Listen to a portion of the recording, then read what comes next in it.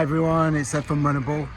Yeah, I'm at Victoria Park for a half marathon this morning. It's absolutely freezing. I don't know if you can see behind me how frosty the grass is. It doesn't do it justice. My nose is rapidly turning like Rudolph's. And I've got on my feet today.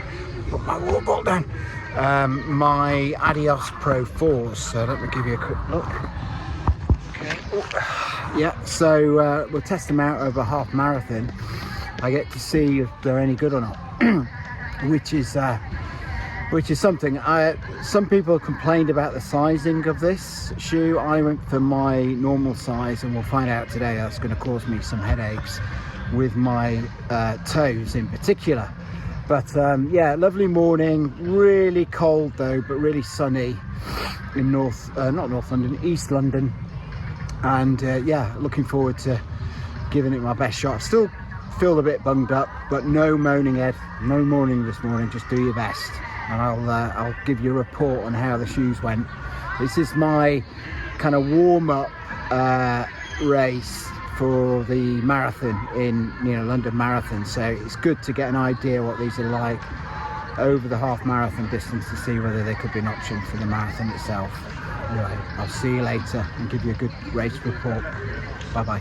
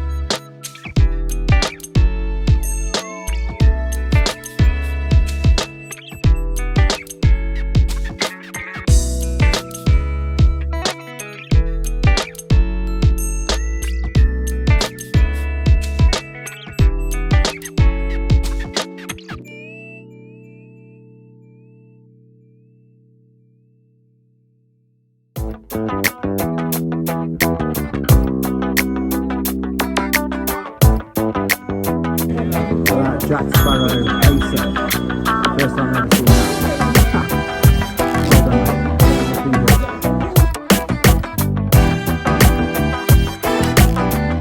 Right, so finished my half at Victoria Park. I think I've got PB. I think I've done 118 below 120 for the first time, which I'm absolutely delighted with. Just shows the work is paying off. And in terms of footwear, Adidas Pro 4s, amazing shoes, absolutely amazing. They felt really good all the way. The only thing is I did feel some pressure on my big toe, on my right foot. So what that would be like at the end of the marathon, I'm not sure. And that's the only thing that puts me off them for a marathon shoe. Other than that, absolutely brilliant shoe. Slight calf strain in my right leg, but nothing particular, just not strain really, just tightened up a bit, and that's just from going fast and getting a PB, I think. So as I get more into my marathon training block, that should be better. But absolutely delighted. Yeah, I'll do a full debrief of the shoe, but run through amazing race, amazing. And just one little thing slightly annoying in the race is the lead lady was being paced, and the guy that was paced kept telling me to get out of the way, and she never came past, which kept messing me around. I really wish people would understand this is just run through of races. It's not some Olympic time trial or something. So I get we want to get good times, I understand that, but if you're helping somebody and you're pacing them, just be polite to people on the course. Apparently the same guy was pretty rude to someone else, so if you're watching this, tut tut, just remember it's just a run through race. See you later, bye bye.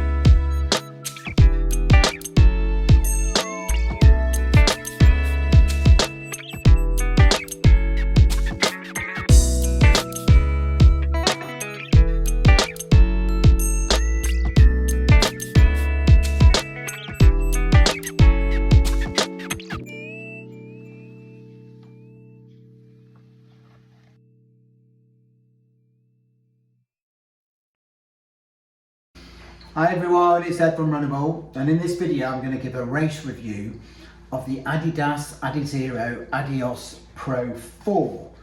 So this is a shoe that I used today in the Victoria Park half marathon, and I wanted to test this shoe out over a half marathon distance. I'd already done a 5k park run in this shoe and got a reasonable time. I did it in 17:27, something like that, which on the course that I was running was a course PB. But I want to figure out whether this is actually a viable option for me for the London Marathon. So I thought I'd try it out on a half marathon. So Victoria Park, for those that don't know, is in the East End of London near Hackney Wick. It's a lovely park surrounded by lovely buildings. It's a kind of trendy area, up and coming area, or many would argue it's already up. It's already on the up. It's a run through event, so as normal with run through events, you get lots of different types of runners there. You get people who are after PBs, some club runners, there's not that many normally, but some. You get people that have never run before, half marathons before. So it's kind of a nice community feel. It's like the closest running events I think you get to park runs, the run through events. So it's kind of nice in that respect. It's nice to see different types of people of all age groups. Quite a young crowd there. I think it's because it's East London. It's quite a young crowd that race that, a bit like Battersea. And with that in mind, I'm one of the older guys that's in the field. So. But you want to know about the shoe, right, basically, and how it performs. So good news, I got a PB in this shoe, and quite a big PB actually. So my previous to this running in this shoe, my previous half marathon PB was set a month ago at Battersea, which is arguably a quicker route than Victoria Park, and that was set in the Wave Rebellion Pro Beta from Mizuno. God, I nearly forgot it. The zebra shoe, right? And at the time, I was delighted with that. 1 hour 21 minutes. That shaved, almost a minute off my previous PB that was set in the Primex Strung, actually. So I wasn't sure how this would go, actually, but I managed to shave 3 minutes off my PB, which for those that do a lot of half marathons, that's quite a lot of time. And some of that was down to the fact I've been doing the additional training. So I'm doing this London Marathon training block, and I'm naturally getting fitter as I go through my base training.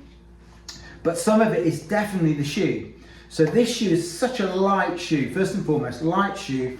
In my UK size 9, it's 204 grams. Stack wise, you've got this really nice soft Light Strike Pro, this new TPE Light Strike Pro that is very soft and bouncy. You've got 39 millimeters in the heel, 33 in the forefoot, so quite a nice stack in the forefoot, which I like because that's where I land. I land about here, just where the rocker starts actually, and it's got like a lovely feel to it when you land. So it's got the 6 millimeter drop, which I also like. It is a little bit taxing on your calves, so we'll mention that in a bit.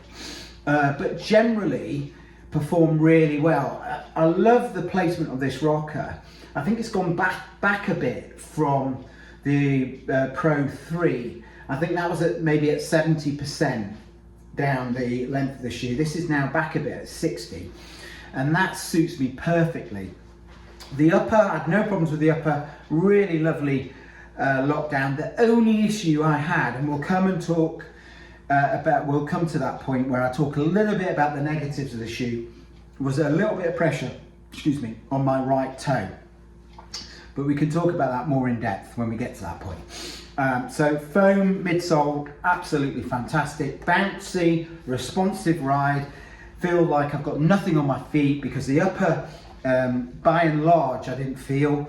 And underneath, it cushions you so well. You get a really nice landing. If you land about here, roll through and toe off, and you really do spring off. So yeah, I'm smiling because I had such a lovely run in this shoe, and it's a really good sign for potentially using this for my marathon For those of you who are in London this morning, Sunday morning, it's very frosty and slippy out there, and this what is called light traction grip, which has replaced the Continental, apart from this strip here, rubber. It was fantastic. I've never had any slippage whatsoever. I did fall actually during the race, and I, idiot that I am, I got a bit, I've not taken that off yet, but that is blood. But that wasn't to do with the traction. It was me trying to take a bend and then being blocked and then going onto the mud and went flying. So it wasn't the shoe's fault, basically. If I'd been in any other shoe apart from maybe trail shoes, I would have been flying as well. Luckily, it didn't cost me much time during the race. I also dropped my gel twice, so I was in one of those moods this morning where I was all over the place. The day before, and I'll be very quick with this story, the day before, so it was Sunday morning at 4 a.m. in the morning, I got a call off my daughter to say that she'd hurt her ankle on a night out with friends. So I had to get up, rushed her to A&E, was in A&E for 8 hours.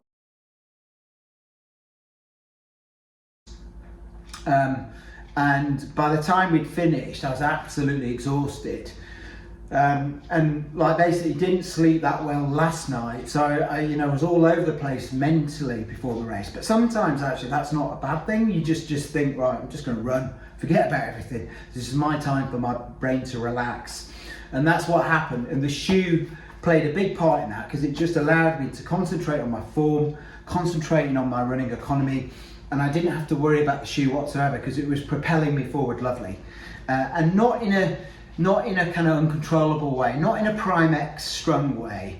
You get a nice ping, a bit more like I think a bit more like the Sky Paris, the Metaspeed Sky Paris from Asics. These shoes actually remind me of each other when I run in them. There's slight differences, but for me they're very similar, and they have a similar effect when I run in them. But we're not reviewing the shoe, although it's a very good shoe, by the way. I'm reviewing this one, and over the half marathon distance it allowed me just to keep flowing, and then when I was pushing at the end, it was an amazing shoe for picking up the pace and just letting my legs go.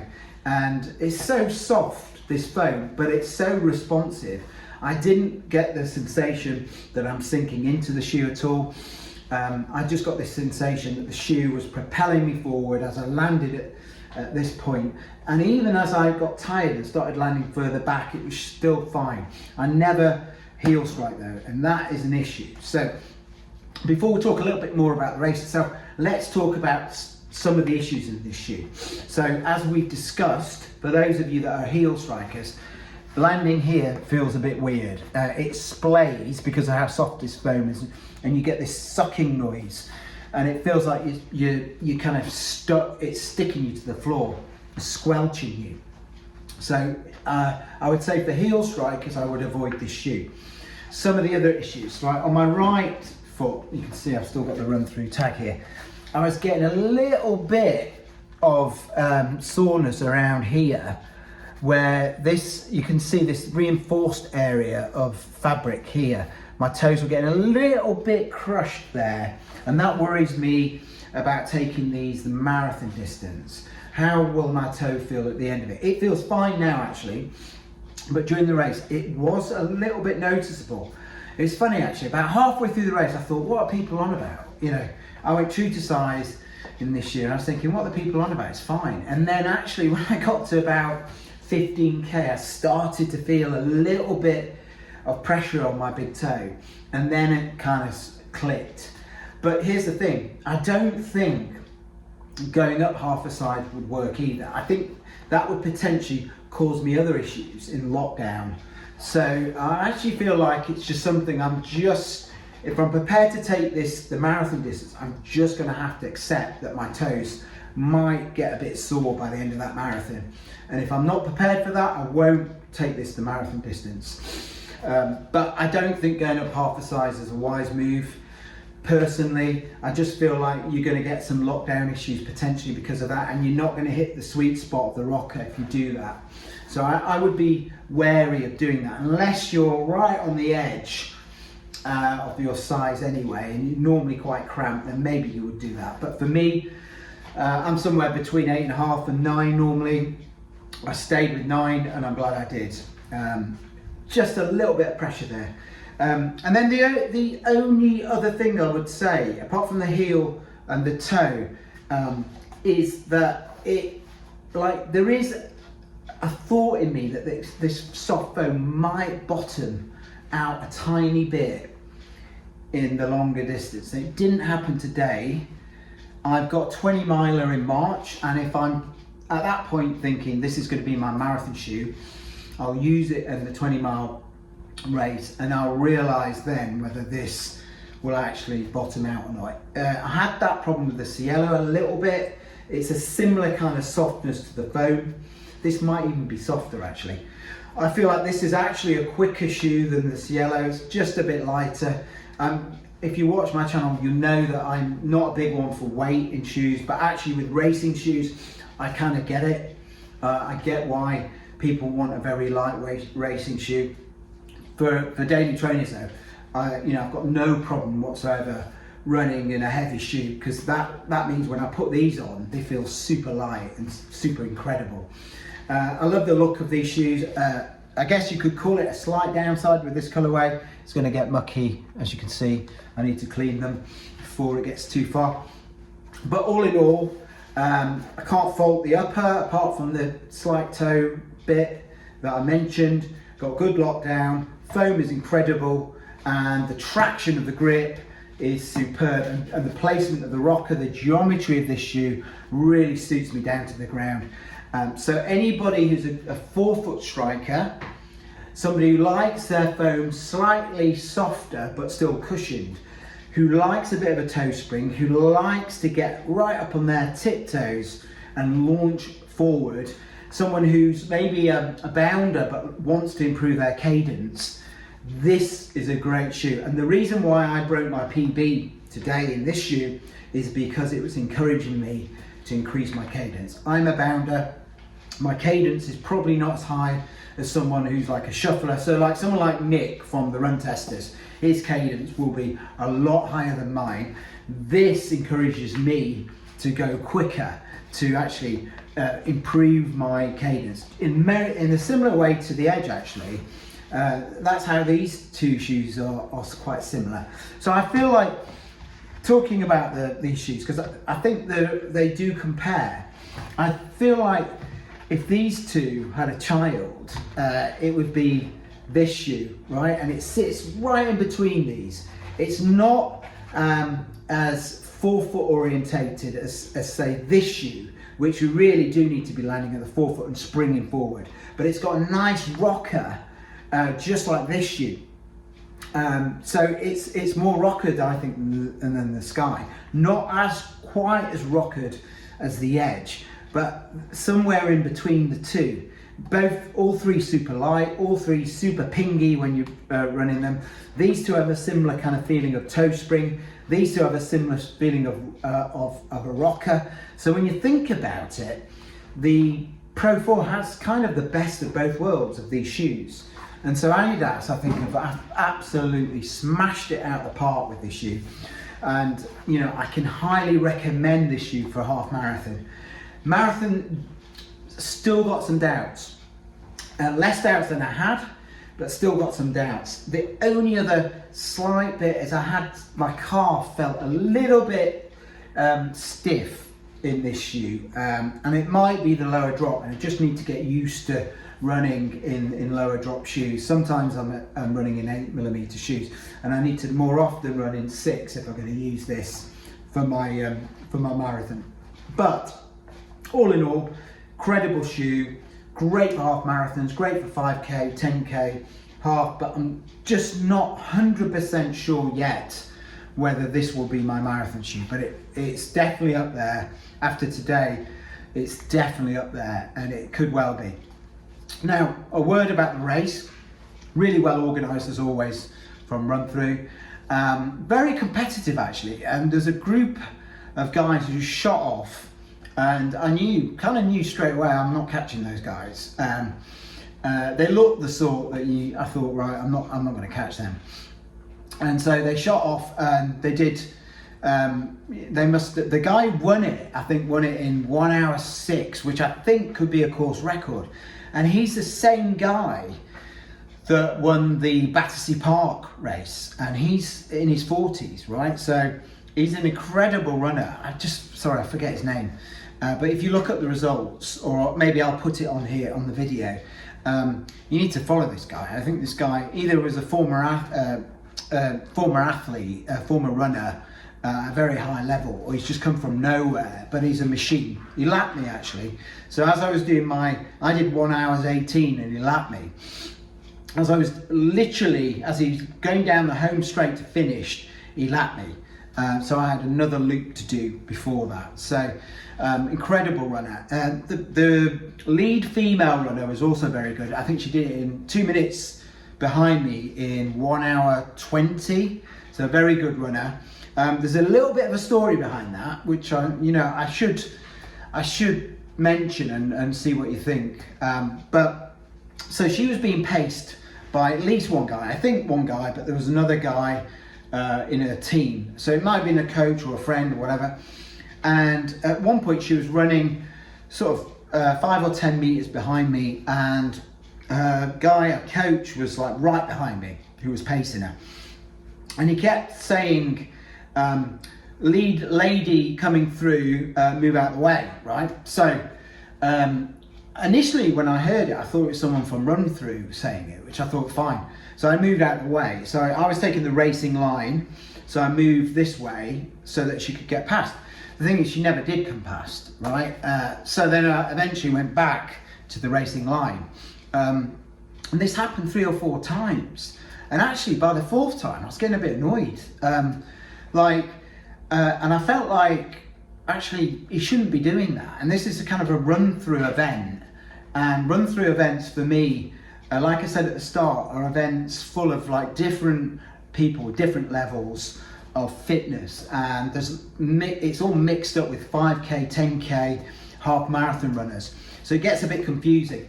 And because of that, I think it's on the onus of quicker runners to work your way through the field and not expect to have the racing line all the time. And that's what I do. Maybe I should shout, out the way, old git coming through, right? Or 50-year-old coming through, or lead 50-year-old coming through, which I won my age category, by the way. But I think I get weird looks, right? But then it's fine if you're a lady. But to be fair, sorry, before I get a load of hate, it isn't her. It's the guy she's with that was doing it. She was perfectly fine. I spoke to him at the end, had a bit of an argument with neither of those two, but a guy who wasn't even running, who was trying to tell me that I should always get out of the way when someone says that. And I was like, dude, I did get out of the way, but she didn't come past me. And that happened 4 times. And then I was told by someone who did finish just behind me, a guy, that they were all very rude to some of the other women racing, that she was actually rude and her colleague was rude. This is all secondhand. So I think I'm rambling a bit, but I think what I mean to say here, I have nothing against people wanting to get their best time. I have nothing against people being paced, right? What I have got a problem with is when the people who are coaching and pacing take it upon themselves to try and act like race organisers during the race and expect the person they're pacing always to have the racing line. I wouldn't expect it. I don't see why anyone else should, despite being the lead woman runner. I would happily offer my services to her, and she can zigzag along with me, and maybe that's better than this fool of a coach she's got, and she'll get a quicker time just following me, right, or overtaking me, because she's probably a better runner than me, right? But not today.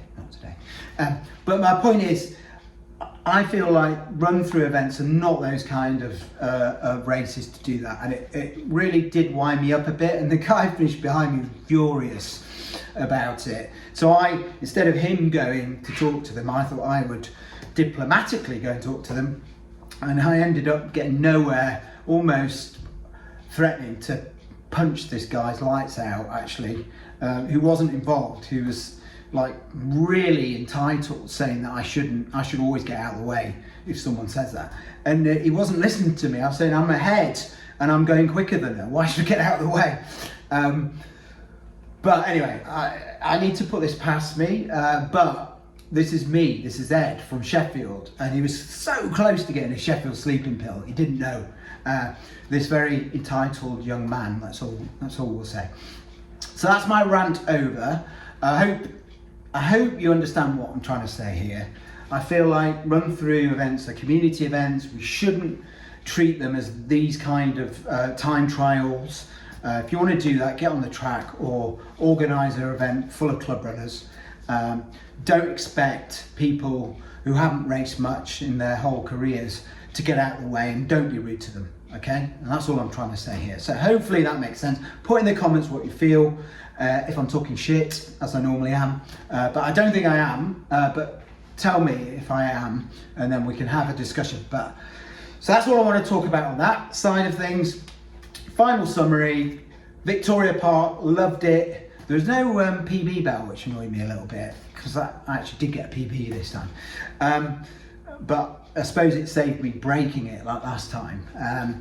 I came 9th overall, like my PB was on 1 hour 18. The shoes were fantastic. Adidas Pro 4s, highly recommend them. If you're doing 5Ks up to half marathons, I think this is one of the best shoes out there, if not the best, for forefoot strikers, not heel strikers.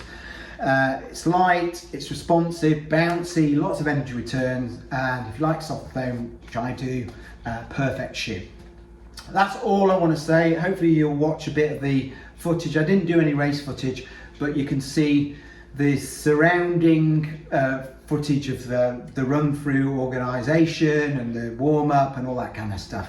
And now I'm going to have my first beer. There you go, Northern Monk. And actually that's actually quite a relevant beer in more than one way, actually. But better not say any more about that. I could get in trouble. Northern Monk. Yeah, it's right on 2 counts. But anyway, let's not go there. So I'm going to have this nice stout, and I'm going to enjoy my evening. And I hope you all do as well. And hopefully those who are thinking about this shoe, that gives you more of an idea of whether it's a good shoe for your half marathons and maybe marathon. All right. See you soon. Love you all. Bye bye. Sorry.